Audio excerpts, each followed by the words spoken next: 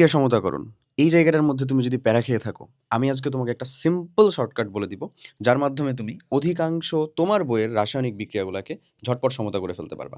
এটার জন্য প্রথমে তোমাকে যে জিনিসটা জানতে হবে, প্রপার বিক্রিয়ার বিক্রিয়ক এবং উৎপাদ অতটুকু নিশ্চিত করার পরে জাস্ট এই নিয়মটা ফলো করতে হবে।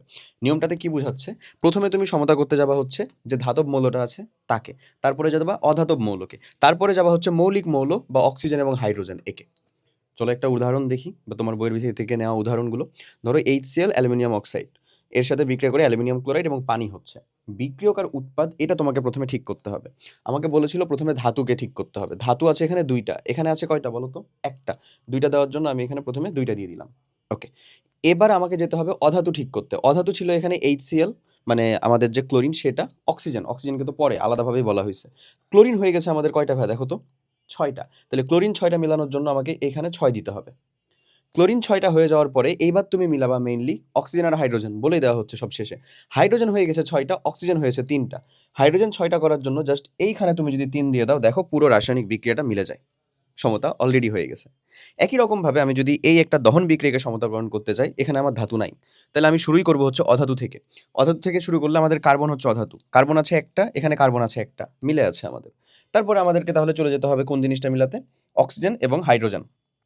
এখানে দেখো মৌলিক অণু একটা আছে, সেটাকে আমরা পরবর্তীতে ক্যালকুলেশন করব। তার আগে আমাদের যে যৌগিক অণুগুলো রয়েছে, যেমন ধরো এখানে হাইড্রোজেন ছিল, এখানে হাইড্রোজেন ছিল, ওখানে নিয়ে ক্যালকুলেশন করব। হাইড্রোজেন অলরেডি 4টা, আর কোথাও এখানে হাইড্রোজেন নাই। এখানে 4টা মিলানোর জন্য আমি কি করব? হাইড্রোজেন 4টা দিয়ে দিলাম। হাইড্রোজেন 4টা দিতে আমাদের টোটাল অক্সিজেন সংখ্যা এখানে 2টা হয়েছে, এখানে 2টা হয়েছে, 4টা হয়েছে। তার মানে এখানে যদি আমি জাস্ট 2 দিয়ে দিই, তাহলে অক্সিজেন আমার 4টা হয়ে যাচ্ছে। বিক্রিয়া মিলে গেছে। যদিও একটা বোনাস টিপ হিসেবে আমি বলে দেই, জৈব রসায়নের ক্ষেত্রে এই দহন যে বিক্রিয়াগুলো রয়েছে বা হাইড্রোকার্বনের দহন বিক্রিয়াগুলো রয়েছে, সেটা মেলানোর একটা স্পেশাল ট্রিক আছে। যে ট্রিকটা আমি দেখিয়েই তোমার যে এই জিনিসটা শেষ করব। সেটা হচ্ছে, যদি কার্বনের এখানে X সংখ্যক থাকে, হাইড্রোজেনের এখানে Y সংখ্যক থাকে, তাহলে X + Y/4 সংখ্যক মোল অক্সিজেনের সাথে বিক্রিয়া করবে এবং বিক্রিয়া করে যে জিনিসটা তৈরি করবে সেটা হচ্ছে X মোল কার্বন ডাই অক্সাইড এবং Y/2 মোল পানি।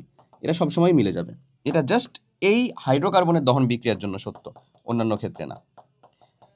এই কয়েকটা জিনিস মাথায় রাখলে তুমি বিক্রিয়ার সমতাকরণের ক্ষেত্রে অন্যের থেকে অনেক বেশি আগে থাকতে পারবা।